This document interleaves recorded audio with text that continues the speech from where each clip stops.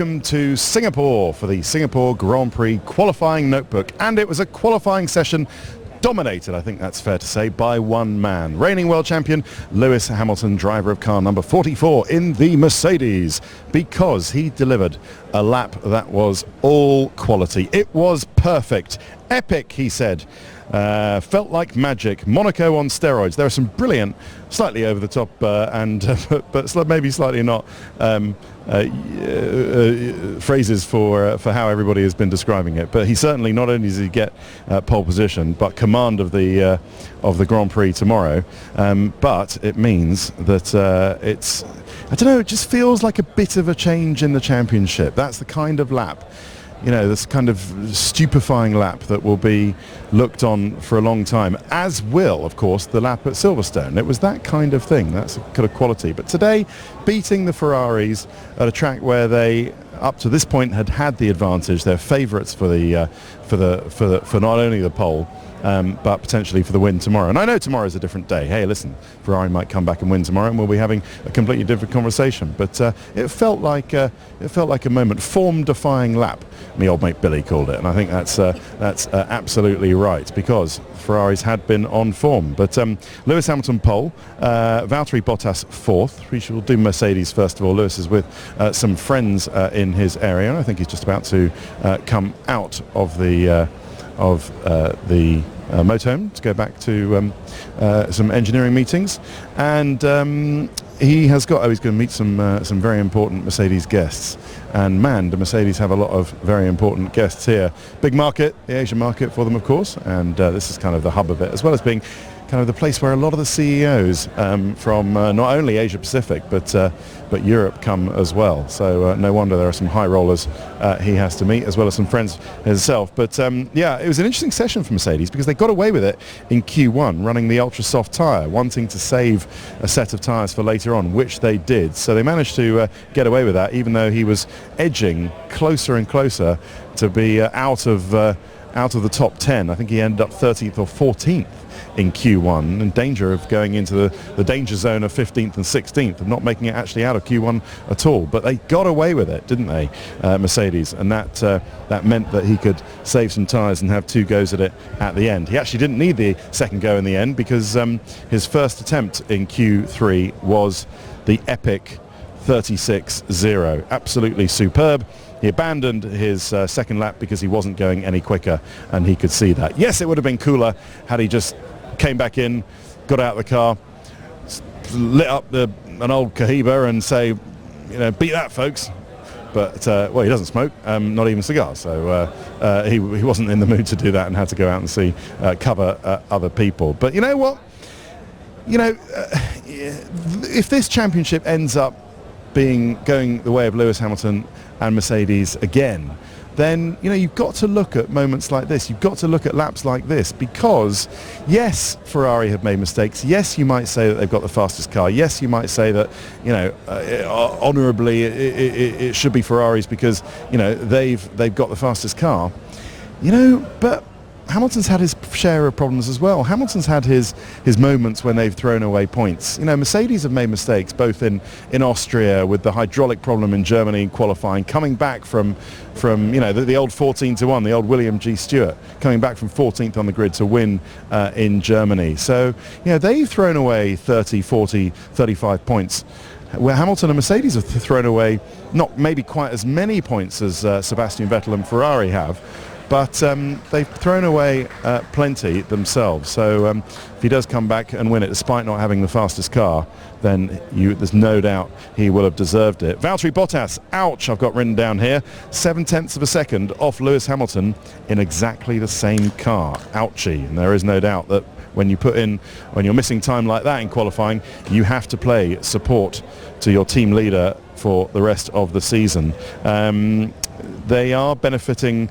So how did they do that? Well, they've managed to calm down the rear tyre temperatures through some good work on setup, some good work on the new wheel rims, which I hoped to be able to show you, but I don't think I've got the okay to actually lift up a tyre to have a look. Let's see if I got a text back from Mercedes. No, I didn't. All right, well, Pete, you might be able then just to see through.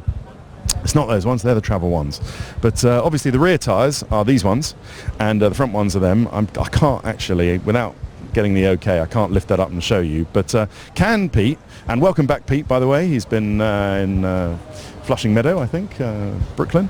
Can you lift up your camera and look down there, and you might be able to see the rims, good luck, of the rear tyres. Well, listen, if you can't see it, Google rear tyre rims Mercedes, and you'll see what I mean. They have these edges, these effectively with these bits of the rims, but there's much more of them. There are like these blisters on there of metal. And what it does is create more surface area for the heat to draw away the heat of the tyre, to draw it away into the rim. So the rim effectively absorbs more heat, drawing away heat from the carcass of the tyre, cooling down the tyre.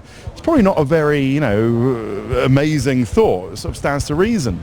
But they've made the rear rims, they've had these for a few races now, really help to, with the increased surface area, just draw heat away, and it's from the tyre, so that the tyre surface area actually cools down. So that is part of how they've done it. And where you consider where Mercedes were on rear tyre wear in Spa in Belgium just a few races ago, to come here and to have those rear tyre temps totally under control is very impressive. So that's how they've managed to do it technically. Anything else with Toto, Mercedes? Yeah, Toto Wolff, talking about Esteban Ocon. He still hasn't managed to find a place for him, for his protege next year. Was saying he's angry with McLaren and Renault for different reasons.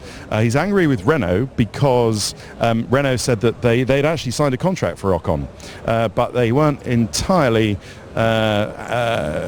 completely clear with the actuality that Ricciardo was still on the market. As far as Toto Wolff and Mercedes was concerned, and indeed Esteban Ocon, oh hello Pete, it was a done deal. And Renault hadn't told Mercedes that Ricciardo still had an offer pending to him, which he then later accepted, which Renault then said, I'm sorry, we're going to take him, and meant Ocon was left without that Renault deal.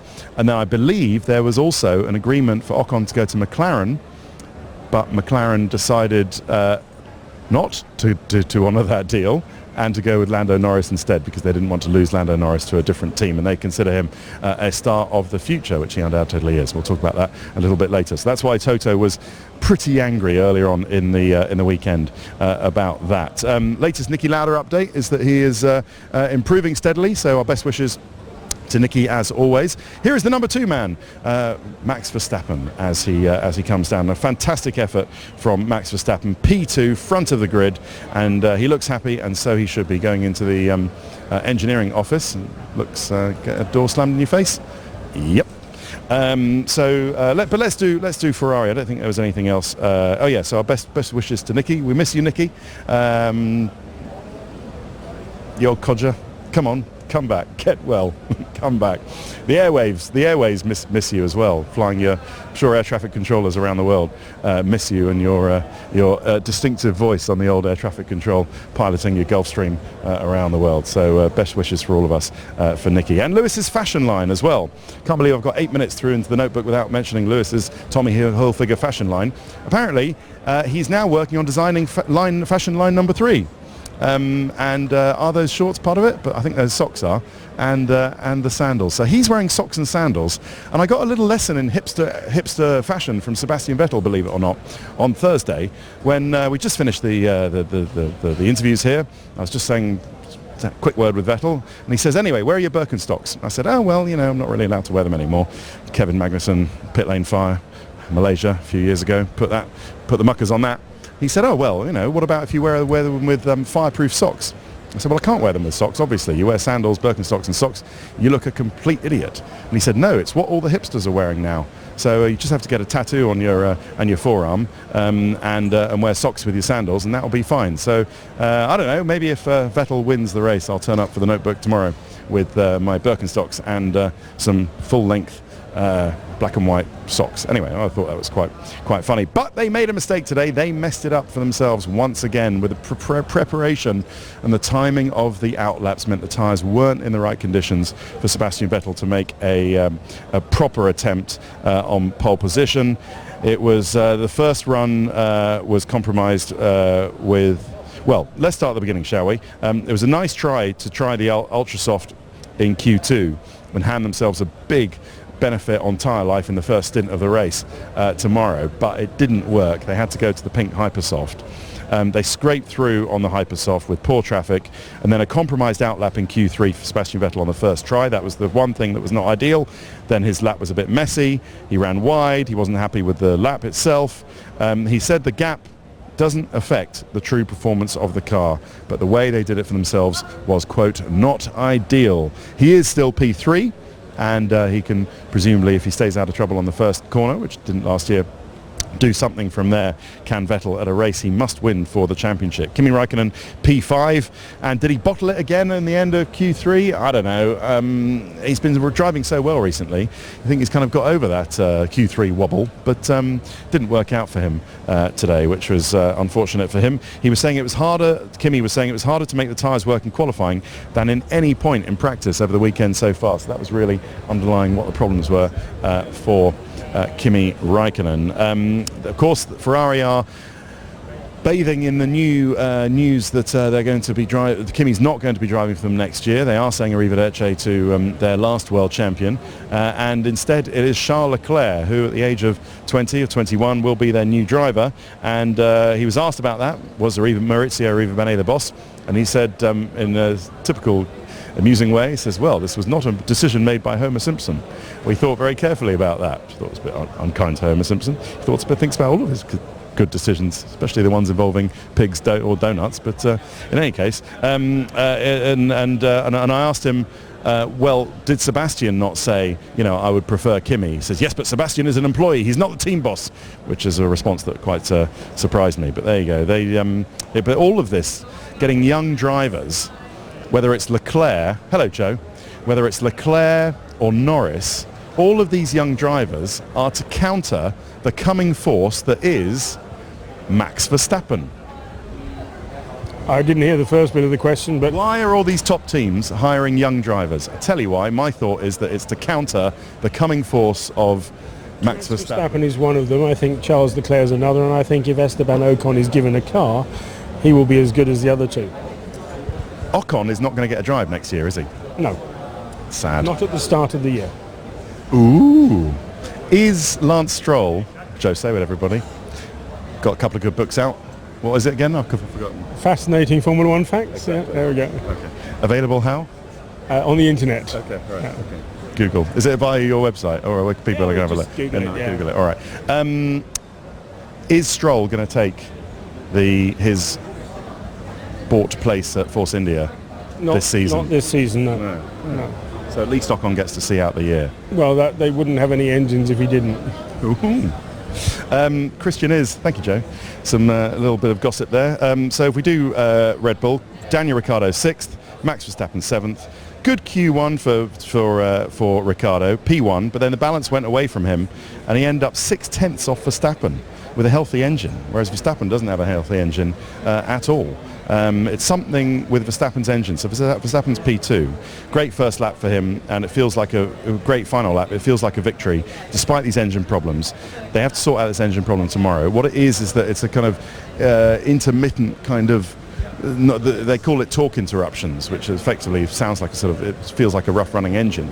They think it's just a software thing that they can reprogramming. So somewhere here, there will be a Renault mechanic or engineer furiously rewriting software and code for Max Verstappen's engine, which I think they're allowed to do. Christian Horner was saying yesterday he thinks pretty sure they're allowed to do tomorrow. Just Max Verstappen's mum thinks I'm looking at her. I'm not. I'm looking at Christian Horner behind her. And Max Verstappen's sister, Victoria. Nice to see them. Anyway, anything else? Programming, no, I think that's about it. Right, 14 minutes already. This is too long because we're going to go and have a look at the new paddock club down the end. So might as well do Williams and Force India quickly. And Force India, good effort for them. Great lap from Sergio Perez. He got one back on Ocon, who's been out qualifying him of late, but 0.4 of a second quicker than Esteban Ocon. But wow, this is the first of the second division F1, and the gap between second division F1 and first division F1 is 1 second, because Ricciardo here also rocking the high socks, Pete, also rocking the high socks and the trainers. Don't you do that. I know you're liable to do that, but not the open-toed sandals. Is So maybe if I do the pulled up socks like that and the sandals, it might be quite good. But yeah, Ricciardo keeping his chin up, keeping the smile on, but not in a happy place, Ricciardo, is he? Hasn't been on the podium since he won in Monaco. Let that sink in. Danny Rick, not on the podium since he won in Monaco. Ouchie. Right, what was I saying? Yeah, so the gap between Ricciardo P6 and Sergio Perez P7 is a second. That is the gap between Division 1 and Division 2 F1 at the moment. And bear in mind that Force India have new upgrades here. They've got a new front wing, new rear wing, new floor, and some nice new barge boards as well. And some new bits under the skin too, so pretty good. Ocon is a bit miserable because he doesn't have a drive, as we've just covered, for next year, it seems, because Grosjean and Ericsson are going to be confirmed at Haas. Giovinazzi's going to Sauber alongside Kimi. And that's kind of it. Nice to see Big Bad Bob Fernley here again, just visiting the team, not in charge anymore, but having a nice little get-together with Zach Brown and Jonathan Neal and Simon Roberts from McLaren. Interesting little chat there. I'm sure it's just sociable. But Esteban Ocon, not particularly good today as well. He doesn't like this circuit. He did hit the wall on his last try, which meant that he was that 4 tenths off his teammate. Williams, last of all, unfortunately for them, the car's not good here. Well, the car's not good everywhere, but it was better in Monza when they both scored points, Lance Stroll and Sergei Sorokin. This man, Sergei Sorokin, celebrated a point in Monza, so well done to him. He's no longer pointless this year in Formula One. I'll just say that quietly into this microphone so he can't hear me, despite the fact that I'm right behind him. He was never pointless, but you see what I mean? He was literally pointless, but not actually pointless. Have I got away with that, Pete? No, not really. No. Okay. Well, anyway, he got a point, but I would be surprised as Bobby Kubica coming in. So if Stroll is not going to go to take his seat at Force India this year, it unfortunately means that we're not going to see Robert Kubica in the Williams unless they sack one of the drivers halfway through, which they're not going to do. So that kills me inside. That's very sad, isn't it? That we're not going to see. Look like we might if Stroll makes the swap towards the end of the year, that we at least get to see Bobby Kay in a race, but it seems not. And yeah, I'm sad about that. I'm sure he is too. We can only wish him the best for the next. Arty shot you're getting there, Pete. Nice. Distinctive silhouette of Robert Kubica. But yeah, not Lance Stroll, 20th today, not happy with the car all weekend, had a brake fire in FP2 which compromised his running. Sergei Sorokin better than Stroll, 10th ahead of him and got all he could out of the car, and yeah, they will they will see what they can get tomorrow, helped by Rob Smedley there, the chief engineer. Right, we've done 18 odd minutes, which is terrible. Let's take a break here. More Notebook in a sec.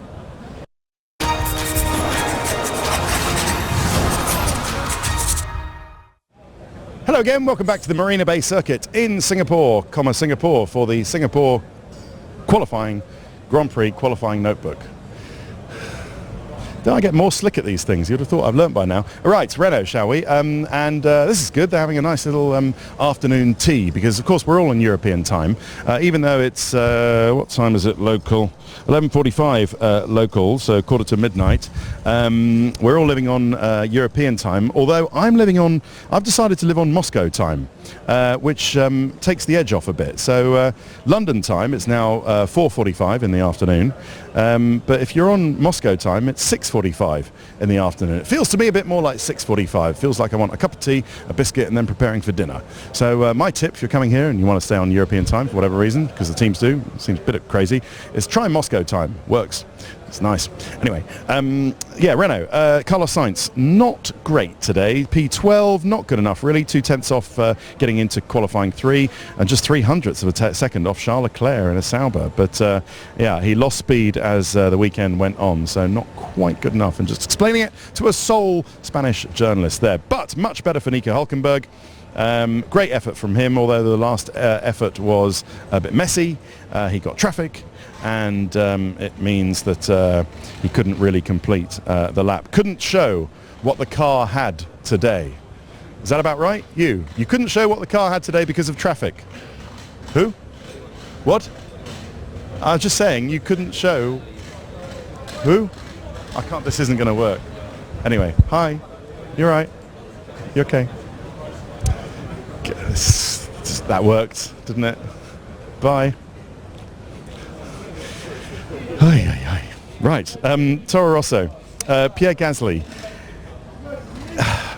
The thing is that they haven't had an upgrade on the car since Austria. And that's not actually true, because the upgrade that they had on the car in Austria didn't work and they took it off the car. So I'm not sure they've had any kind of upgrade on this Toro Rosso since sort of Barcelona, or more or less all season. And that's why we're seeing now Brendan Hartley 17th and Pierre Gasly 15th. And Gasly saying everything's all over the place with this car, can't get really grip or balance. It's more about getting the tyres to work, and that didn't really work at all today. They can do stuff in the race, and yes, they were better in Monza, and they can score points here and there, but it's just not good enough at the moment. That's not helping, of course, poor Brendan Hartley, who seems to be coming to the end of his Formula One time, certainly with Toro Rosso, and maybe completely. He's still saying, look, I'm strong, if I get some good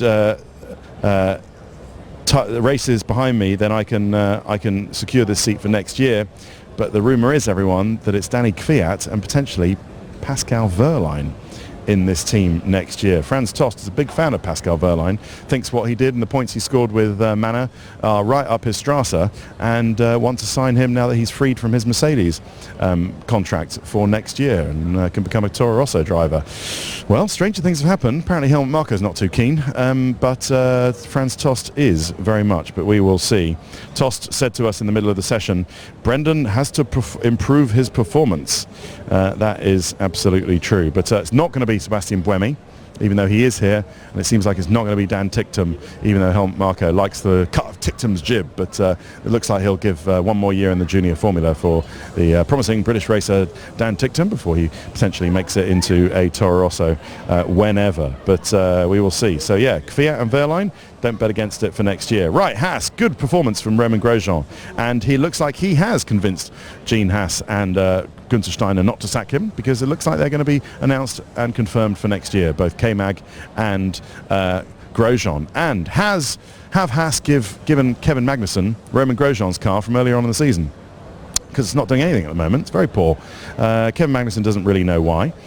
Slower than Romain Grosjean all day by 0.8 of a second in FP3, and just not a good lap. He's a little bit puzzled of where the pace has gone, but all very odd. But all credit to, so he's only 16th on the grid as Kevin Magnussen. Sorry, I didn't say Hartley. So Hartley 17th, Gasly 15th. Romain Grosjean 8th on the grid yet again. Very good. Good lap got him through into Q3, and then he managed to secure P8, so not bad at all. They are going to appeal. Günther Steiner has been explaining what happened with being disqualified from Monza, which was a little bit unfortunate, but they had a flaw which effectively the front of it was out of the tolerances. They were told to get it changed for Monza. They said, well, because Dallara build all our carbon fibre, you lost interest in me, Pete, because Dallara build all our carbon fibre, it's difficult logistically for them to get it done. Can we do it for Singapore? They said, well, if you do it for Singapore, you leave yourself open for a protest in Monza. Renault did protest in Monza, and they got kicked out in Monza. So there is the story. Right, were you going to see Esteban Ocon's girlfriend in the pink hat here? I knew you were. Anyway, that's Esteban, I believe, Esteban Ocon's girlfriend there. Her name, I don't quite know her name, but anyway. Right, McLaren, shall we? Fernando Alonso, 11th. Nice try.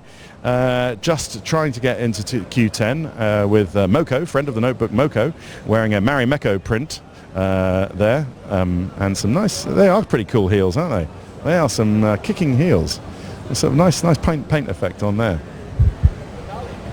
Don't quite know what's going on. Sorry, what's going on here? I don't know what's going on. I was just saying what cool heels they were. Yeah, because they did some hard on the shoes. Okay. I don't know the name actually. Oh, right. Okay. Yeah. Search on Okay. Instagram. Okay. All right. Thank you very much. Merci beaucoup. Yes, I know Moko. Yes, absolutely. I think Esteban Ocon's girlfriend is an athlete, actually. Her name has forgot me, but I think she's like a 400 meters athlete or something. Anyway, right. Sorry. Alonso, just a 10th off getting into Q3, so it's P11, and still no McLarens in Q3 since Monaco. Right? Remember Monaco in May? Haven't had a McLaren in Q3 since the Monaco Grand Prix in May. Ouch. The car doesn't get any better with age. In fact, it gets worse. But Alonso says that is nice to start in P11 because he has free tyre choice, doesn't have to run the Hypersoft pink tyre that was only going to last 8 laps or so. or maybe 12 if you push it, go straight onto the ultra soft, or even start on the soft, but can go straight on the ultra soft. And then if you can do a long stint on the ultra soft and then go to the hyper soft at the end when the fuel is low and the tires are going to be, your car's going to be easier on the tires, that is a lovely strategy. But you might see people two-stopping. In fact, you will see people two-stopping tomorrow, but someone will try it on a one-stop. So who is it? Gilles de Ferran or Zach Brown doing the end of Meet the Team here.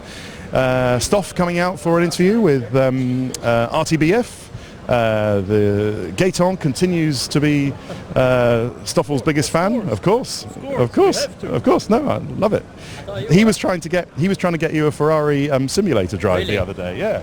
He asked Maurizio Arrivabene on your behalf whether you can be the Ferrari driver. The answer was not so good. Well, but we try. We got to try. Especially if Kvyat's going to go to Toro Rosso. Stoff might get his... it's a bit sensitive about Stoff at the moment. You know, the old poor Stoffel. But it hasn't been quick enough, and wasn't quick enough today as well. P18, his head is a bit down, although it's not actually, that's not true to say. Look at him, he's smiling around the place. So he's trying to keep his head up under unfortunate circumstances. But there is the man of the moment, Charles Leclerc, who was feted, applauded as he came into the paddock this weekend, because he is the star of the future. And you know, star stickability, just you can tell it when it emerges. Stars emerge in this sport, and he really had that when he came in. His star is very much on the rise, being Sebastian Vettel's teammate at Ferrari next year. Fred Vasseur saying, we're very happy. I didn't have to think twice when Kimi Raikkonen said quite quickly after Monza, can I come and drive for you next year? Fred Vasseur said, yes you can, here's a 2-year contract.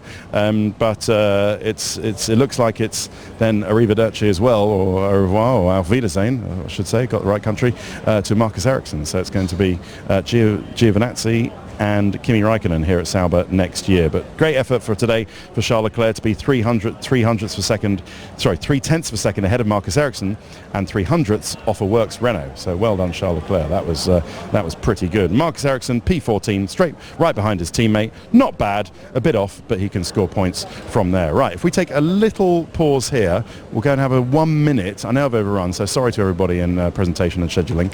Let's go and have a 1 minute in the Paddock Club, because it's worth it, I promise. So let's take a pause here.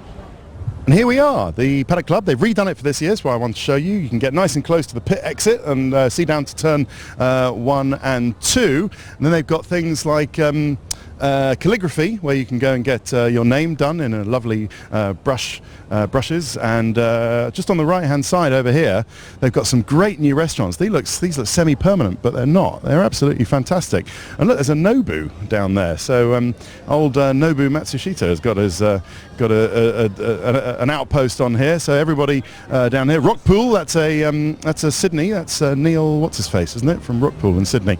Anyway, so look, absolutely lovely down here. There's even a spa down here as well. Right, so that is all about it we've got time for. So if you do have a lot of money yourself, or you have some very kind companies looking after you, then you can come down here and enjoy a great experience at the Paddock Club. But join us for tomorrow, where, if only there was somebody in this hut who might be able to give us a clue as to what is going to happen tomorrow. Will it be Lewis Hamilton who will convert his brilliant pole position into, this feels like a Craig Slater link, will it be Lewis Hamilton converting his brilliant pole position into a win, or will Sebastian Vettel somehow manage to read the runes and the tea leaves to come through and win the race he does need to for the World Championship? Anyway, there's only one way to find out. Join us for the Singapore Grand Prix tomorrow. Bye-bye.